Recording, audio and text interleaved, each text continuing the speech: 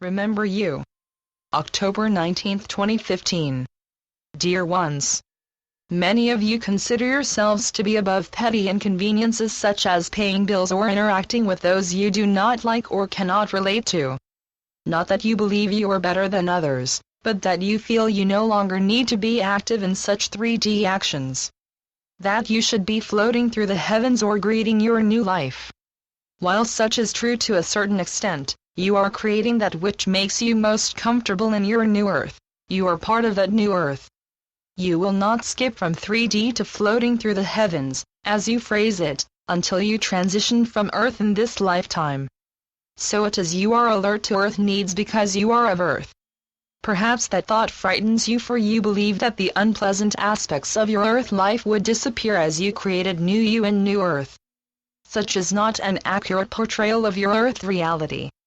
Even though you are combining heaven and earth, you are of earth until you transition. So the petty aspects of your life need to be addressed, not as a punishment, but as a creation of your earth life. You created the life you are now living or are in the process of creating. There is no vicious God punishing you for past ills. Nor are you less talented than others creating the life of their dreams. The life you have now was created by you for a reason, whether joyful, frightening or painful. Your logical action would be to understand why you created this life. But then, logic no longer applies with your new you being. Logic is of the mind. Love of self and others is of the heart. You are evolving from logic to heart at warp speed. And your heart being needs to love you as much as anyone. You are valuable. Most likely, more valuable than you realize. For you are the scoutmasters / pioneers / way showers of New Earth. You learned that love is the key for new you and new Earth. Now you are learning to apply that love, starting with yourself. A piece that is fairly difficult, not to understand, but to act upon. You wonder if self-love is wrong or selfish.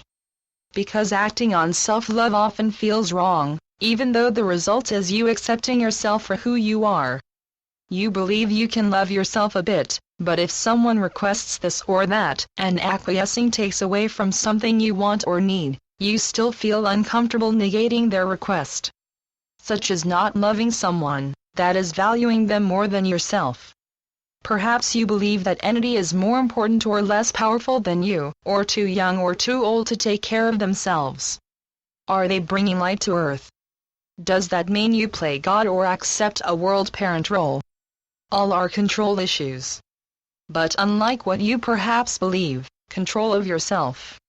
Insisting that you are stronger, better, or more powerful than others, so you must deny yourself anything of joy, contentment, or peace until others less wonderful than you are taken care of. Again, a caretaker role, one you were certain you put aside. And so you have at more visible levels, but your need to caretake others at your expense continues in so many little ways throughout your day. You are not responsible for those of Earth or for being a good girl or boy for the universes.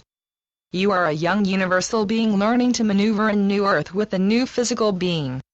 You do not have the energy to caretake others. Nor is such even close to your new you role. How can you project self-love to others if that self-love is merely another caretaking role?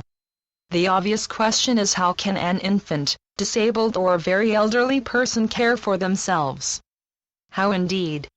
Is it not time for you to note their strengths and to be beside them as they evolve into their new being, instead of forcing them into the box you feel is right for them? For when you decide what they need and try to fulfill those needs, you are moving from a love role to that of caretaker. No one of Earth requires a caretaker, even though such a servant, and that is the correct term, appears as a wonderfully loving role. That is not to say infants need to be self-sufficient, but instead for you to act with love and dignity for yourself as well as others. Loving yourself, as much as others, is a gift given to Earth. Putting others before yourself is a repetition of all you learned for eons. If you are not living in joy, you cannot impart that sensation to anyone, including your children. Children have not yet learned how to mask their emotions or the emotions of others. They know when you are sad, mad, or frustrated even if they cannot yet label such emotions. To pretend otherwise only confuses and teaches them that masking emotions is correct for Earth life. You are their role model. The same is true for the very elderly, the disabled, the disenfranchised. As more Earth entities allow themselves to feel and express their emotions, those who remain disingenuous, 3D beings, will be more and more uncomfortable, for others will know their words and actions do not sync. It is becoming more difficult to pretend to be someone you are not, for you are beginning to truly love yourself. And as you do, you are discovering that caretaking others, pretending to be who they wish you to be or who you think you should be, is neither right nor comfortable for you or them. So it is you are learning how to be honest with yourself and others. Even though your honesty does not necessarily meet society's 3D expectations, you cannot do less and continue to grow in loving yourself. So be it. Amen. Channeled by Brenda Hoffman. www.lifetapestrycreations.com